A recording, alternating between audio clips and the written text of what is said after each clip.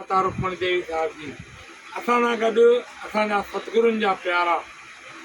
असांजे सतगुरु स्वामी जेके असांजा गुरु महाराज भी आहिनि स्वामी देव प्रकाश महाराज जा प्रिय चश्मो चिराग असांजा सुहिणी शख़्सियत जेके ॿिए नंबर जे प्रेम प्रकाश मंडल खे सुहिणे नमूने सां न सिर्फ़ु उते ख़ाली उते ई था संगत खे घुमाइनि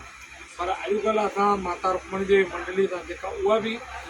साईं जन जी असांजे हुन दर जी दासनी हुई उतां जी बानी हुई अॼु गॾिजी करे देश विदेश में सुहिणनि कार्यक्रम में असां सां गॾु थियनि था हींअर बि उहा बि हिन सुहिणे कार्यक्रम ते असां सां गॾु हुया गॾोगॾु संगत जूं सुहिणियूं संगतूं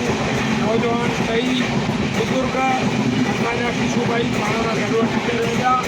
ऐं जेको गोवा में मेलो लॻायोसीं भई झूलण जो ऐं सतगुरुनि सतगुरु करे महर त बेड़ा पार थी वञनि अहिड़ी महर करायूं अचो त ॼाणूं था असांजे प्यारे किशू भाईअ खां उन्हनि जो अनुभव कीअं रहियो। सभई चओ सतनाम साखी सतनाम टेवराम जी महाराज की सतगुरु स्वामी सर्वानंद महाराज सतगुरु स्वामी शांति प्रकाश असांजे प्यारे साईं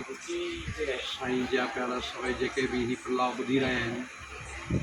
ईअं न माण्हू त पहिरियों चिंता पिया कनि यार गोवा में बहिराणो ईअं न आहे त छो जो कमल जो गुल खिलंदो किथे आहे कीचड़ में खिलंदो आहे ईअं ई साॻी तरह साईं जा प्यारा झूलेलाल जा प्यारा हर हंधि उमंग सां इहे बहिराणा कढनि त सुठी ॻाल्हि आहे संगत रिसोर्ट में ॾाढो सुठो आनंदु वरितो हिकिड़े प्यारे जे घर बि बहिराणो उते बि संगत सुठी आई ॾाढी मौज कयूं पर ईअं न आहे त इहो असांजो मतिलबु हिकिड़े सिंधियुनि में ख़ाली सीमित थी वञे हिकु ॿी कास्ट जा बि कुझु प्रेमी हुआ उन्हनि बि ॾाढो आनंदु वरितो त असांजे साईं टेऊराम महाराज जो चालीहो बि चालू लॻो पियो आहे ऐं साईं झूलण जी बि जोति जगी वई माना सोने पे सुहाग आहे सम्झो हिकिड़ी गिफ्ट जे मथां ॿी गिफ्ट असांखे फ्री मिली त असां हिन प्रोग्राम में जेको बि कीर्तन वग़ैरह थियो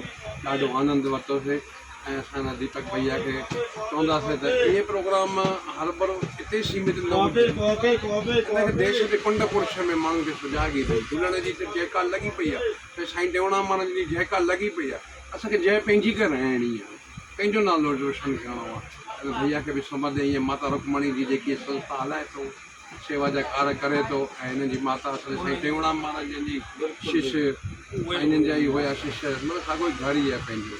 मतिलबु असांजे तरफ़ां हिननि खे अखंड वाधायूं जोरदार तालियूं ॾेई करे वाधायूं भाई सतगुरुनि जी कृपा सां इहे कार्य थियनि था असांजी त सोच बि न हुई पंहिंजा धंधादारियूं छॾे करे पोयनि लॻभॻि अॼु 17 साल थियो आहे अमाजन खे उनजे झंडे खे झूलाइण जे लाइ देश विदेश ताईं पहुचूं था असां सां तव्हां गोवा ई ख़ाली हलिया आहियो त अवल ख़ैर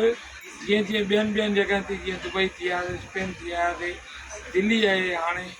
या बेंगलोर साउथ पासे आहे जीअं जीअं मौज कढी तव्हां लॻो हुते और आनंद ईंदो जय श्री झूलेलाल सतनाम